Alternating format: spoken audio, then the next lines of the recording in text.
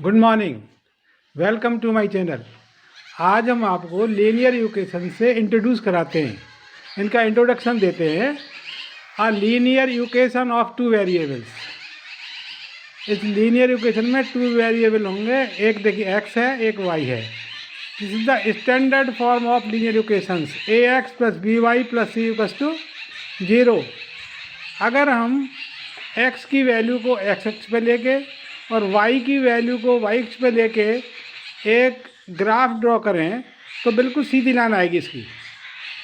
ये हमेशा आएगी सीधी लाइन। लीनियर इक्वेशन होगी तो हमें सीधी लाइन आएगी ये वाली, इस तरह से। ठीक है, तो आप x की कोई भी वैल्यू रखिए, उसके करस्पॉन्डिंग y की वैल्यू निकल आएगी। ऐसे ही हम आप बहुत सी x की वैल्यू रख सकते हैं और बहुत सी y की वैल्यू हमें मिल जाएंगी। तो there are infinitely many solutions of a linear equation.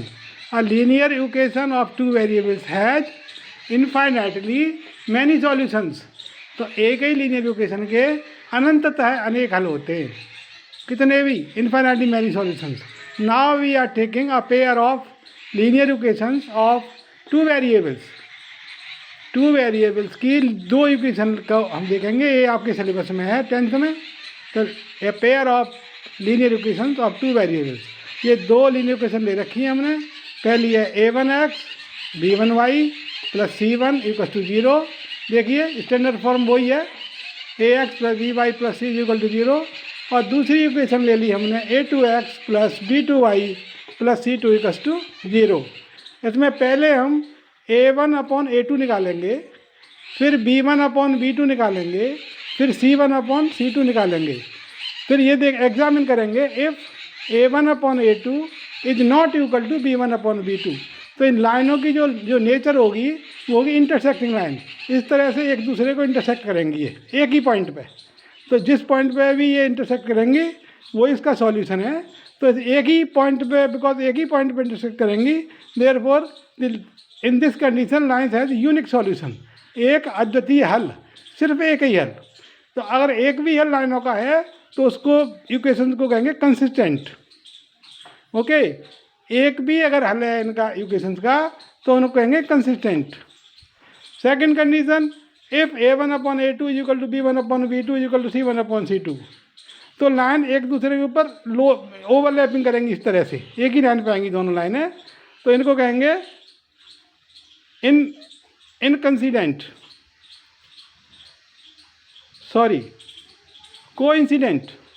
Infinitely many solutions, इनके इनफाइनाइटली मैनी सॉल्यूशन होंगे, क्योंकि एक ही लाइन पे आएंगी तो समझिए एक ही इक्वेशन हो गई। तो उसके भी मैनी सॉल्यूशन है, इसके भी मैनी सॉल्यूशन होंगे।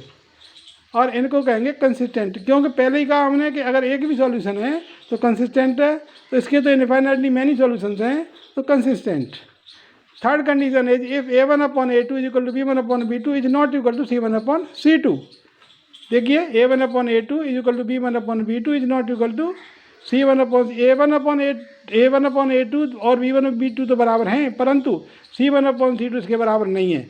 तो इस तरह की लाइन होंगी पैरेलल लाइन, इस तरह से पैरेलल लाइंस कभी भी इंटरसेक्ट नहीं करेंगी ये। तो देयर इज नो सॉल्यूशन। जब कोई सॉल्यूशन नहीं है तो लाइन हो गई इनकंसिस्टेंट। ओके, अभी इनको सॉल्व करने के 4 मेथड्स हैं। Methods of solving a pair of linear equations of two variables. First method है ग्राफिकल मेथड। आप इस तरह से ग्राफ बनाएंगे, ये जो बनना है टूल दोनों लाइनों का, और जहाँ भी इंटरसेक्ट करेगी लाइन वो पॉइंट इनका सॉल्यूशन होगा। तो पहला हो गया ग्राफिकल मेथड। दूसरा है सब्स्टिट्यूशन मेथड। इसमें एक एक्स और वाई निकालेंगे इक्वल्स टू, और उसको दूसरी में सेट कर देंगे, तो इससे सॉल्व हो जाएंगी। मैं अभी करूँगा जब आपको और अच्छा से पता लग जाएगी। तीसरा elimination method, and fourth is cross multiplication method. चारों ही बहुत ही ईजी हैं और बहुत ही अच्छे हैं। जब मैं आप एक्सरसाइज में ऐसे क्वेश्चन सॉल्व करूँगा तो इनको चारों को ही यूज़ करके आपको बताऊँगा।